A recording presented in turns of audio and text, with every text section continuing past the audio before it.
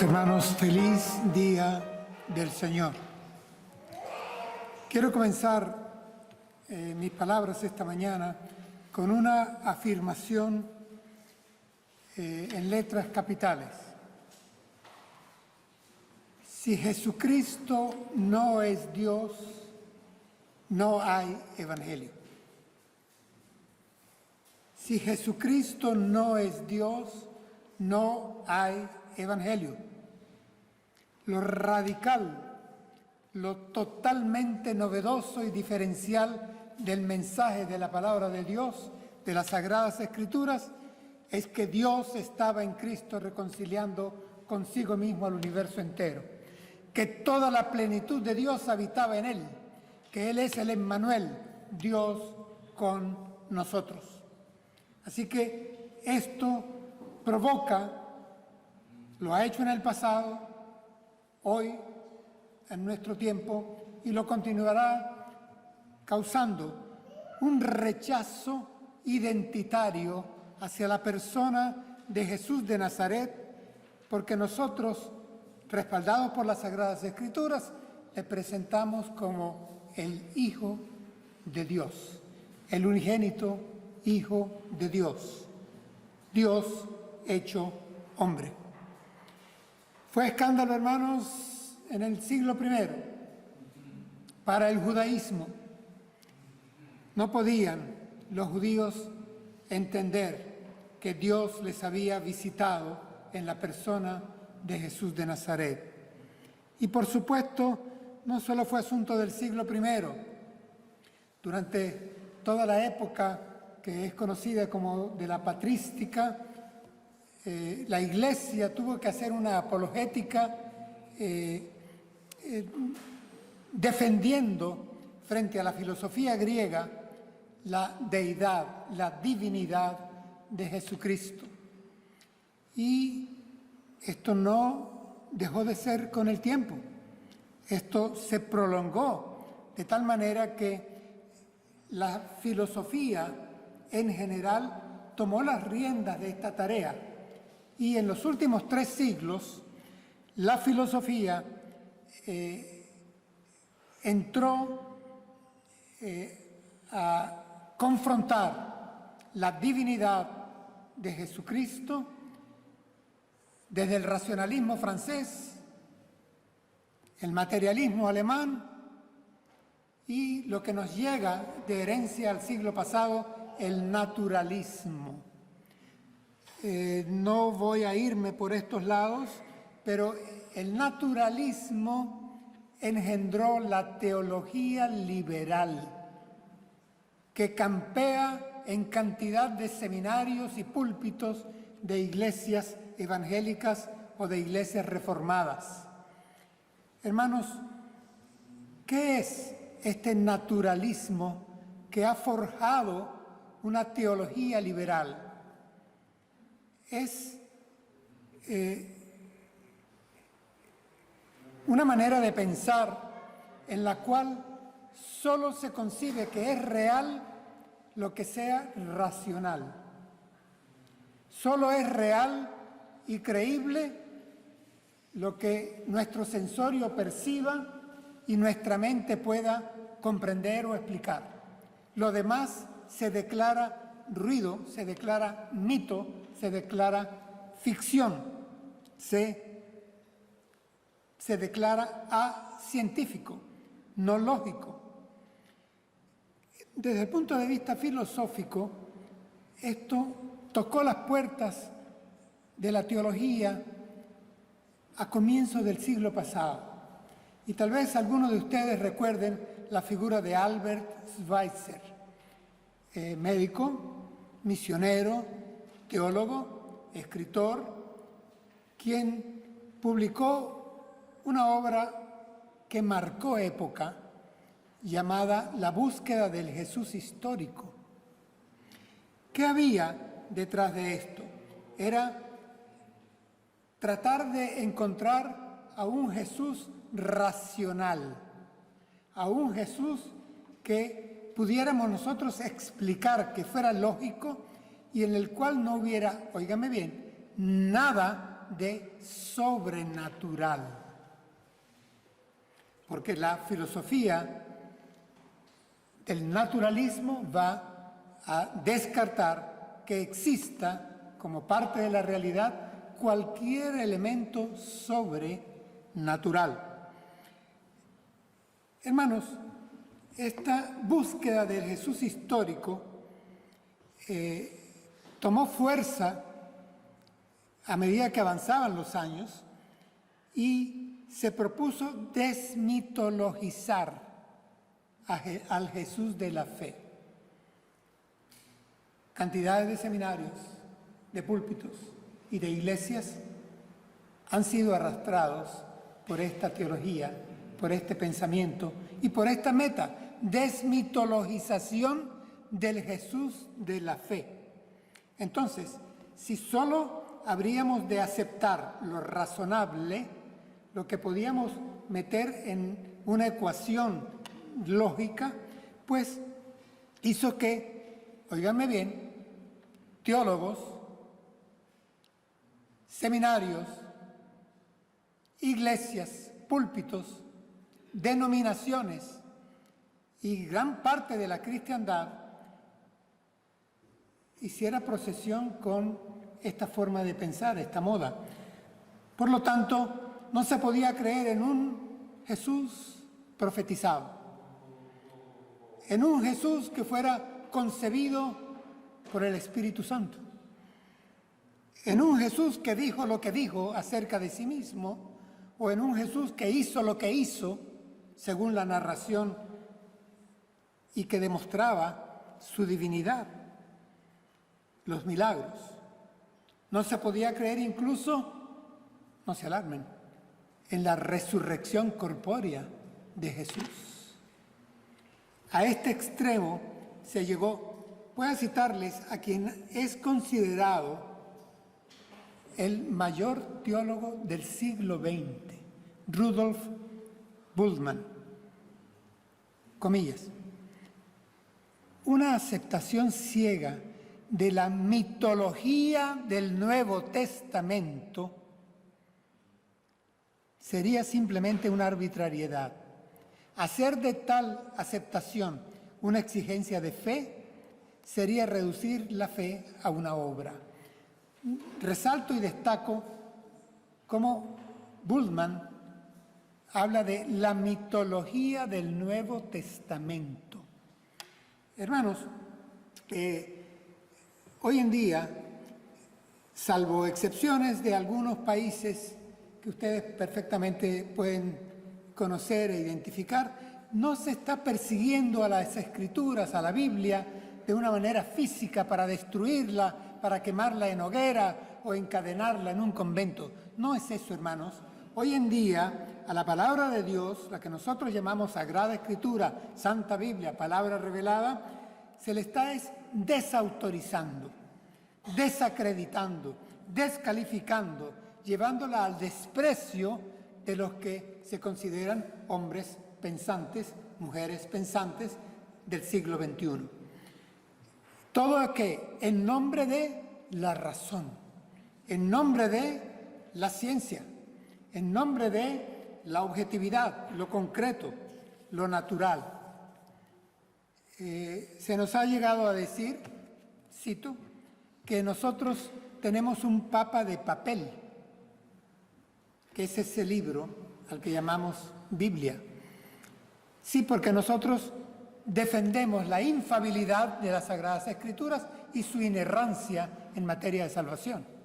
Entonces se nos endosa que tenemos nuestro Papa, solo que nuestro Papa no es un hombre que lleve una mitra, no, es un Papa de papel. Quiero alertar a la congregación, esa es mi misión en la prédica de hoy, a que estemos atentos porque el ataque a las Escrituras es un ataque a la cristología misma. Si en tiempos del siglo XVIII y XIX se atacó la figura y el personaje de Jesús, hoy se juega al billar por las bandas y lo que se ataca es al texto documental sobre el cual descansa el personaje histórico de Jesús. y se ataca a la Biblia, porque desacreditando la Biblia, desautorizando la Biblia, descalificando la Biblia, se cae Jesús de Nazaret, el Hijo de Dios, el Salvador. Así que esa búsqueda del Jesús histórico me hizo a mí rechazar la expresión misma y quise ponerle de título a la prédica en esta mañana, el Jesucristo de las Escrituras. No voy a caer en la trampa de una disyuntiva, o el Jesús de la fe o el Jesús de la historia. No, el Jesucristo de las Escrituras incorpora al Jesús histórico, que es el Jesús de la fe. Para mí no hay dilema entre fe e historia. Nuestra fe es histórica y el Jesús de la historia es el Jesús de mi fe. Y quise llamarlo adrede, a propósito, el Jesucristo de las Escrituras, porque hay una doble intención cuando se ha planteado aquello de el Jesús de la historia. Con esto se quieren referir a la corporeidad, a la humanidad de Jesús de Nazaret. De entrada, d'emblée, apartando la deidad, la divinidad que habitaba 100% en él. Por eso no lo llaman el Jesucristo de la historia, lo llaman el Jesús de la historia. Pues nosotros defendemos y levantamos el estandarte del Jesucristo de las Escrituras. Es interesante pues como hoy, en forma abierta a veces, disfrazada con algunos eufemismos otras, filosofía, pseudociencia y teología hacen causa común contra las Sagradas Escrituras y contra el Jesucristo de las Escrituras. Yo voy a tomar como texto base para la exposición eminentemente apologética de esta mañana, Juan capítulo 5, los versículos del 37 al 41. Voy a leer en Reina Valera contemporánea para ustedes. También el Padre que me envió ha dado testimonio de mí. Ustedes nunca han oído su voz, ni han visto su aspecto, ni tienen su palabra permanentemente en ustedes, porque a quien Él envió, ustedes no le creen. Ustedes escudriñan las Escrituras, porque les parece que en ellas tienen la vida eterna, y son ellas las que dan testimonio de mí. Pero ustedes no quieren venir a mí para que tengan vida.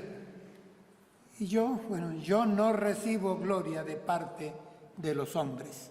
Hasta ahí la palabra. Sí, hermanos, el escenario en que se dan estas palabras de parte de Jesús es un escenario de debate. El auditorio está integrado con fariseos, maestros, otros de la ley, escribas, muchos conocedores de la palabra, de las Escrituras. Ese es el escenario y el Señor Jesús está de entrada haciendo alusión a que su testimonio acerca de sí mismo no tendría valor según la ley de Moisés, pero Él trae como testigo a Juan el Bautista, a las obras que Él mismo ha hecho y de las cuales ellos son testigos, al Padre que ha dado la Tanaj, todo el texto veterotestamentario, la ley y los profetas, como lo llamaban ellos, y por último cita a las Sagradas Escrituras. Este es el escenario. Hermanos, hoy en día la crítica hacia la palabra de Dios se da cuestionando la calidad de los historiadores que escribieron sobre Jesús. Entonces, se cuestiona a Mateo, a Marcos, a Lucas y a Juan, porque se dice que estos historiadores son hombres de fe y por lo tanto parciales.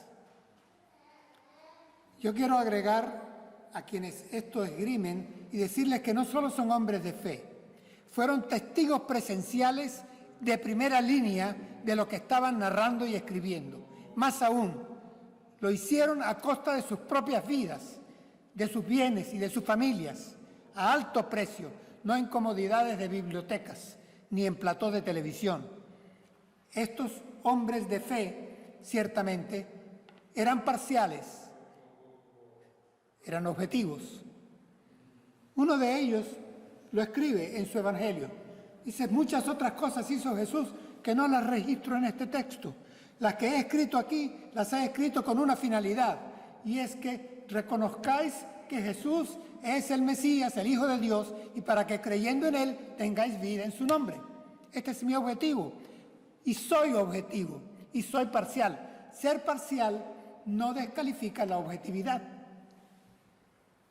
Simplemente selecciono objetivamente lo que yo narro y relato con un fin, y ese fin es que vosotros creáis que Jesús es el Cristo, el Mesías, el Hijo de Dios, y para que tengáis vida en su nombre.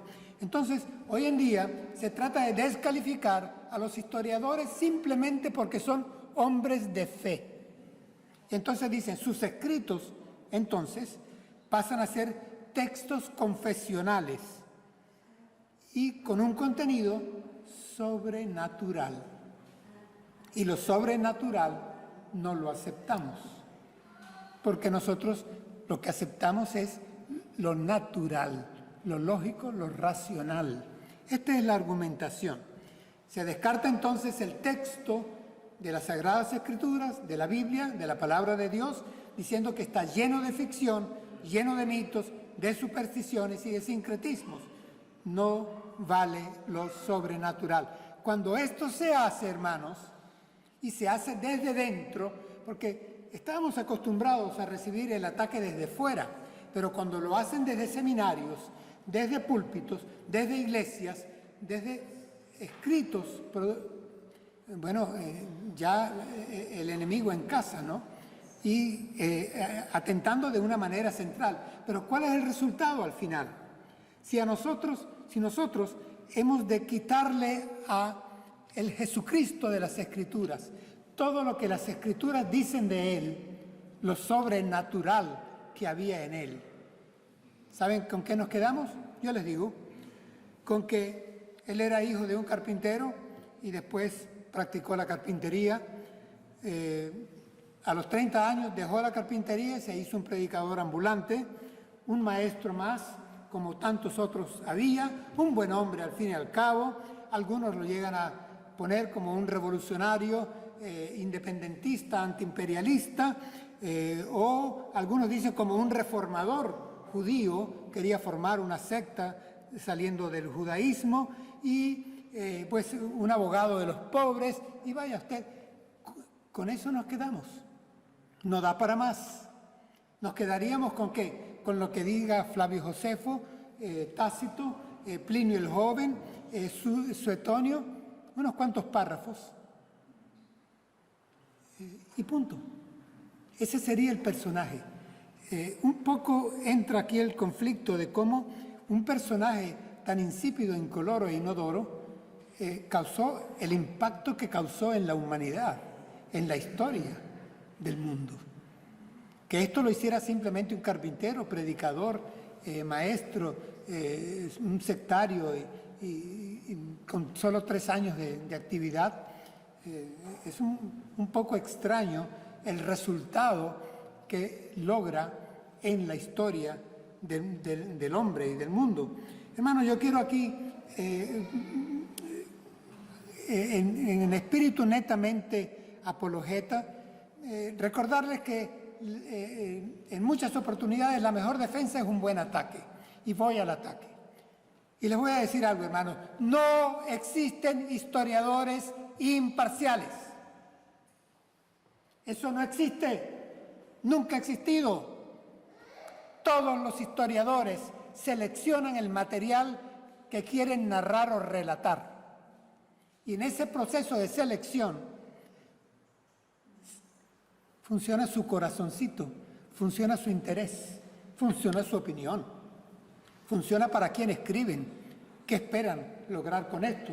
La imparcialidad no existe en la historia, en los historiadores. No son asépticos. Miren, hermanos, nosotros observamos cómo los pueblos, dependiendo de los gobiernos y de la élite intelectual, intentan reescribir sus historias. A nosotros aquí se nos habla de la memoria histórica y lo que hay que borrar de la historia para que las nuevas generaciones no lo tengan en su registro. ¿Qué es eso? ¿Parcialidad total? Todos los historiadores tienen que seleccionar entre tanta noticia y resaltar la que quieren en su registro, en su relato. La otra, no, enlazar los hechos como les da la gana y arman su historia. El creer que la verdad histórica estará en hombres porque sean no creyentes, porque sean materialistas, es un error histórico. ¿Quién ha dicho que la fe daña la historia y la increencia le da autenticidad a la narración histórica? Hermanos, lo usual es que la historia la escriben los vencedores. Esto nos lo enseña la historia.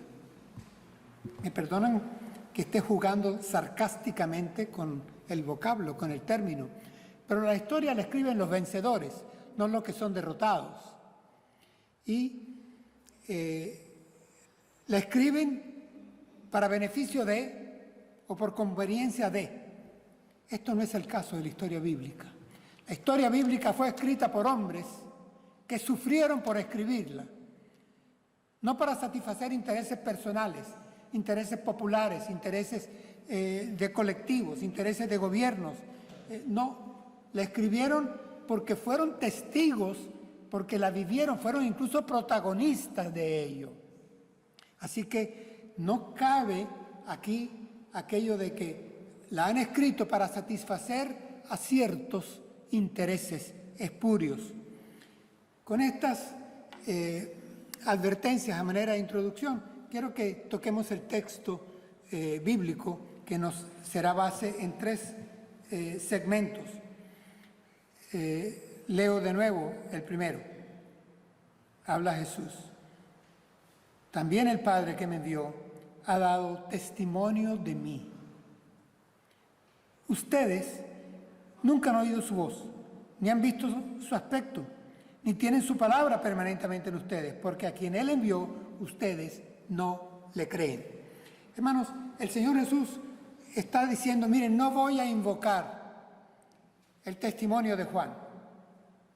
Según la ley de Moisés, con 2 que dijeran lo mismo valía el testimonio. No voy a invocar el testimonio de Juan. No voy ni siquiera a invocar las obras de milagro que yo hago. Acababa de sanar un paralítico. Es más, mi Padre ha dado testimonio mío a través de la palabra que Él les ha dejado a ustedes. Ustedes nunca lo han visto, nunca lo han oído, y su palabra no la tienen dentro de ustedes, pero la tienen en sus manos, la tienen en las sinagogas, la tienen en el templo. Está hablándole a fariseos, está hablándole a maestros de la ley, a escribas. Vamos a decir en día de hoy, le está hablando a una convención de pastores, de teólogos, de predicadores, de evangelistas, de gente que conoce la palabra. Y les está diciendo, mi Padre ha dado testimonio de mí. El Padre, mi Padre, Dios, ha dado testimonio de mí. No con voz audible, ¿verdad?, pero a través de su palabra. Solo que su palabra no ha calado en sus corazones. Hermano, cuando encontremos un pastor, un predicador que niegue la divinidad, la plenitud de la deidad en Cristo Jesús, este simplemente no es un hijo de Dios. Y la palabra de Dios no está en su corazón. Punto. Le servirá a otro. Sabemos a quién debe servir. Los saduceos en tiempos de Jesús simplemente subestimaban la palabra. Pero los fariseos hacían algo quizá peor. Tenían la palabra, pero habían fabricado otra palabra paralela, la tradición. Y entonces la torcían la palabra de Dios. Y, hermanos, esa forma de trabajar la palabra como si fuera de plastilina llega hasta nosotros. Y les voy a citar un ejemplo de cómo la cuestión no está muy lejana. Finales apenas del siglo pasado, durante varios años, se constituyó a nivel mundial el llamado Jesus Seminar, el Seminario de Jesús. Eran más de 200 eruditos en la palabra de diferentes países. La iniciativa fue norteamericana, con varias universidades respaldándoles. Y teólogos de varias partes del mundo se reunían presencialmente por mucho tiempo y luego desde sus países de origen continuaban en contacto. Y el todo de su trabajo era buscar a ese Jesús histórico, desmitologizarlo. El Seminario de Jesús. Les voy a leer textualmente de uno de sus dos principales líderes, que por años fue el que presidió el Jesus Seminar, Robert Funk. Abro comillas. Los evangelios son narraciones en las que la memoria de Jesús está embellecida por elementos míticos que expresan la fe de la Iglesia en Él y, además, por ficciones plausibles que realzan la narración de la historia del Evangelio en el siglo I. Robert Funk. Este era el espíritu del Jesus Seminar, la última gran asamblea que por años a nivel mundial manejó la tesis que estoy hoy presentando para que estemos conscientes de ella. ¿Con qué quedaba? ¿A qué conclusiones arribó el seminario así llamado de Jesús? Miren, las palabras de Jesús para este gran grupo de teólogos y eruditos, las palabras de Jesús no eran más que refranes populares que él tomaba y adaptaba. Y entonces los decía. Las parábolas, cuentos, pero de ahí no pasan. Y los milagros, simplemente inventos de la iglesia primitiva. Bueno, esta es la conclusión a la que llegan teólogos, predicadores, eruditos. Incluso hay una versión que se llama la versión de los eruditos, una versión de la traducción de la Biblia que ellos produjeron. Está a disposición, se consigue. Entonces, hermanos, el argumento aquel, ¿recuerdan cuando Jesús es llevado a juicio ya frente a la autoridad? ¿Cuál es el argumento de los judíos en su tiempo? No te vamos a matar porque hayas dicho algo bueno o algo bueno que hayas hecho, sino porque, siendo hombre, te haces Dios. Esta es la razón del rechazo, que siendo hombre te haces Dios sobrenatural. Sí, esta es la razón del rechazo, fue allá y lo es hoy. Ahora que lo sea dentro de la iglesia, porque yo entiendo que fuera, vamos, que alguien me diga, es que Víctor, papel aguanta todo, y al fin y al cabo la Biblia es un libro que está escrito y traducido y hay un montón de participantes y ahí se escribe lo que se quiera, ¿no? Bueno, yo entiendo que lo hay afuera. El problema es cuando lo hay dentro. Y el objetivo mío, apologético esta mañana, es no defender las Sagradas Escrituras, como bien decía Spurgeon, usted no necesita defender a un león, simplemente ábrale la jaula, él se defiende solo. Simplemente dejar que las Sagradas Escrituras hablen, no cuestionarlas desde la ignorancia y tampoco cuestionarlas con un prejuicio de descalificarlas porque fueron escritas por hombres de fe y ya. Y luego porque mi razón no es capaz de entender cosas que ahí se dicen que fueron hechos. ¿Cómo continúa el texto? Y es que es el centro y casi el final del mensaje esta mañana. El Señor Jesús le dice a este selecto grupo: ustedes escudriñan las Escrituras, porque les parece que en ellas tienen la vida eterna, y son ellas las que dan testimonio de mí. Hermanos, quiero citar aquí a un biblista amado en la fe, inglés. Pocos años ha que pasó a la presencia del Señor y nos dejó John Stott. Una frase corta de Stott: la Biblia es el testimonio del Padre sobre el Hijo a través del Espíritu Santo. Y la repito: la Biblia es el testimonio del Padre sobre el Hijo a través del Espíritu Santo. Eso es la Biblia. Eso es la palabra de Dios. El problema es que estos teólogos que hay hoy en día no reconocen al autor y por lo tanto no encuentran la autoridad. Hermanos, autoridad y autor van juntos. Nosotros la llamamos palabra de Dios. Palabra de Dios. Es Dios quien habla allí. Son palabras suyas. La autoría es suya y la autoritas es suya. Es la autoridad de Dios mismo. El Espíritu Santo de Dios es el revelador, es el inspirador, es el guardador, es el compilador, es el preservador y es el iluminador de la palabra de Dios. Lo repito: revelador, inspirador, guardador, compilador, preservador e iluminador de la palabra de Dios. Es el Espíritu Santo de Dios el autor de la palabra de Dios. Utilizó hombres, mujeres, hombres de diferentes continentes, culturas, niveles de instrucción. Muchos de ellos nunca se conocieron entre sí.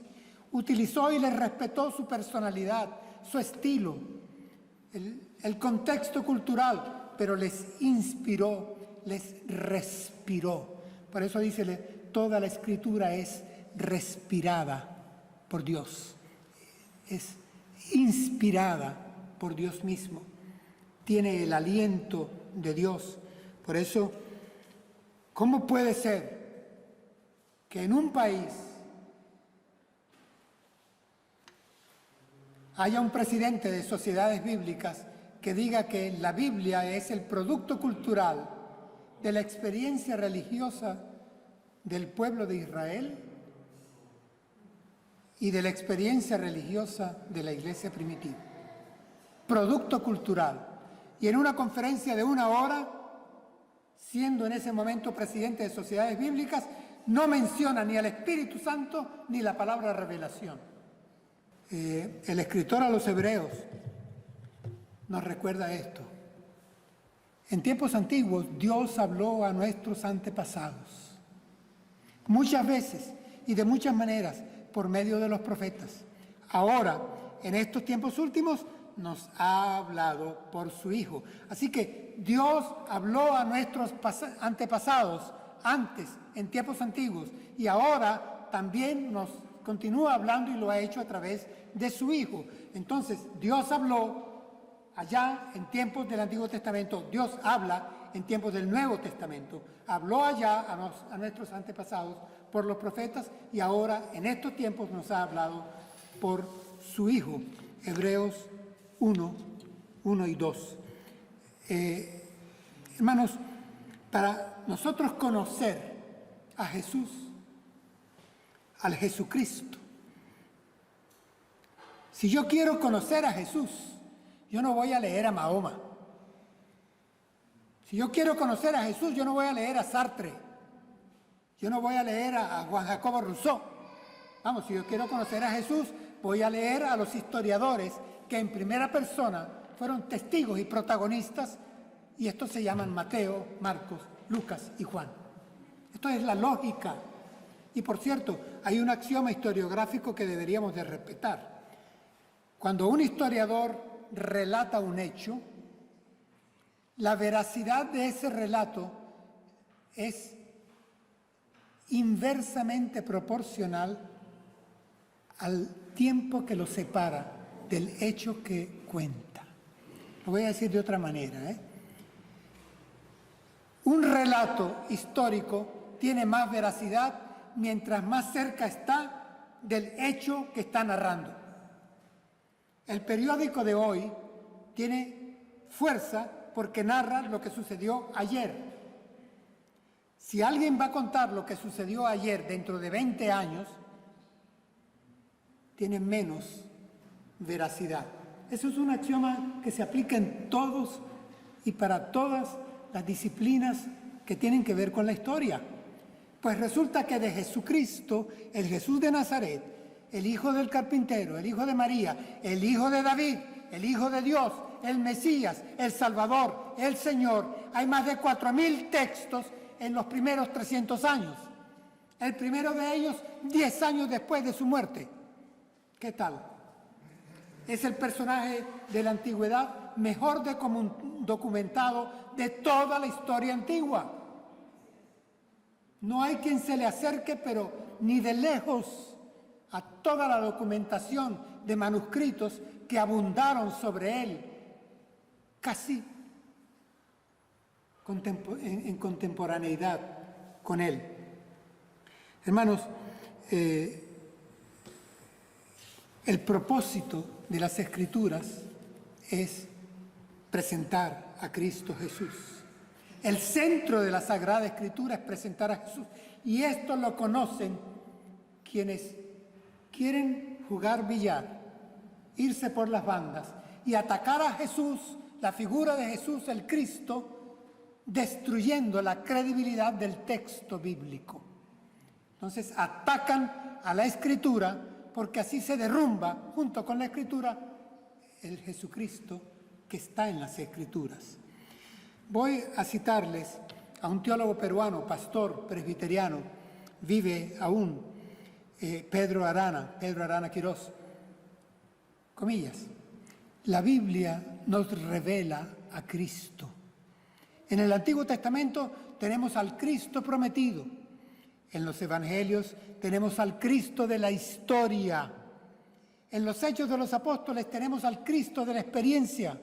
En las Epístolas tenemos al Cristo de la fe. Y en el Apocalipsis tenemos al Cristo de la gloria. En toda la Sagrada Escritura está Él. Hermanos, en el Antiguo Testamento hemos trabajado con nuestros talleres de Cristología, está el hecho prometido. En el Nuevo Testamento está el hecho consumado, hecho cumplido. Es decir, evidencia escritural, evidencia histórica.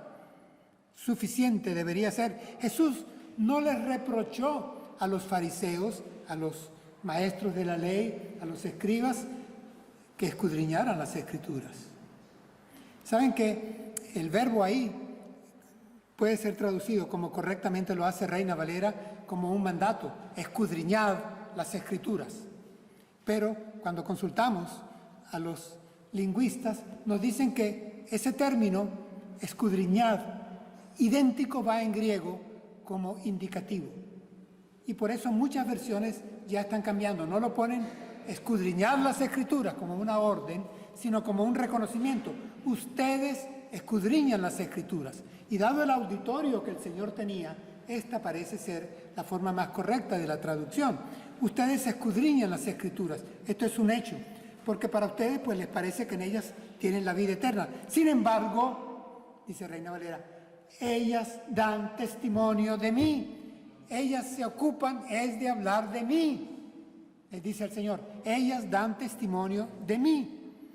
Lo que el Señor Jesús cuestionaba no era que escudriñaran, era su terquedad, su necedad, su ceguera de no encontrarle a Él allí en el texto, cuando la razón del texto era apuntar hacia el Mesías, hacia Jesús.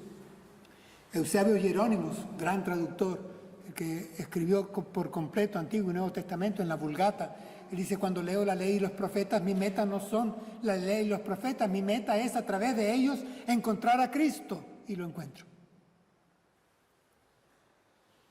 Hermanos, ¿cómo termina esto? El Señor Jesús les dice un pero, y ya para finalizarles, les dice: pero el problema con ustedes es mayor. Ustedes no quieren venir a mí para que tengan vida. Y yo no recibo gloria de parte de los hombres. Sí, hermanos, el Jesús histórico y el Jesús de la fe están en el Jesucristo de las Escrituras. El problema es cuando no se quiere. Vamos, no se quiere encontrar, no se quiere reconocer. Se quiere escoge o Jesús de la fe o Jesús de la historia. No, el Jesucristo de las Escrituras los integra en perfecta armonía. Y el Señor advierte: yo no recibo gloria de parte de los hombres. No recibo gloria, yo no dependo de la opinión de los teólogos, yo no dependo de la opinión de los predicadores, de los pastores, de los púlpitos, de los escritores, yo no dependo de los hombres. Mi identidad no depende de, yo soy el que soy. El Emmanuel, Dios con nosotros. Ahora, antes de terminar, quería recordarles cuán importante es la palabra de Dios, la Sagrada Escritura. Hermanos, es importantísima en la tarea de la extensión del reino. El apóstol Pablo escribe a los romanos recordándoles por qué es importante la Sagrada Escritura.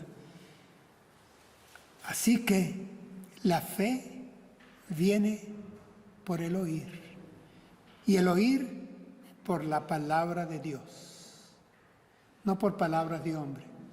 Yo puedo adornarme con retórica, con palabrería, con bla, bla, bla, con repeticiones, con erudiciones académicas.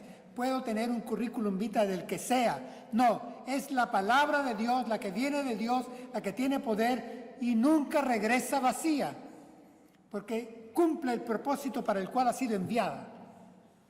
Esa es la espada de la armadura del cristiano, del creyente en Cristo. El Señor Jesús dijo: mis palabras, las palabras que os he hablado son espíritu y son vida. Vida.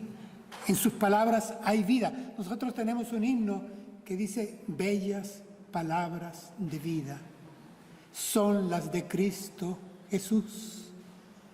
Son bellas palabras de vida en un mundo que vive bajo el poder del maligno y en la cultura de la muerte. Las Sagradas Escrituras nos traen la palabra de Dios, que es palabra de vida eterna. Jesús, en una ocasión que ustedes identificarán, dijo lo siguiente: respondió: no solo de pan vive el hombre, sino de toda palabra que sale de la boca de Dios. Es importantísimo para el hombre como tal, para todo antropos, no solo que coma el pan, sino que se alimente de toda palabra que sale de la boca de Dios. Y lo digo en alto porque el Señor Jesús tuvo que decírselo al maligno en el desierto. Y hoy tenemos que seguirlo diciendo al mundo, a quienes nos rodean. El pan es necesario, danos el pan de cada día. Sí, pero el hombre necesita como pan para alimentarse de toda palabra que sale de la boca de Dios, y la palabra de Dios está siendo atacada hoy. Sabemos por quién. Por lo tanto, hermanos, termino recordando lo que formaba parte de la plataforma apologética de los reformadores. Sola Escritura, solus Christus. Solo la Escritura, solo Cristo. El Jesucristo de las Escrituras. Oremos y demos gracias en su nombre.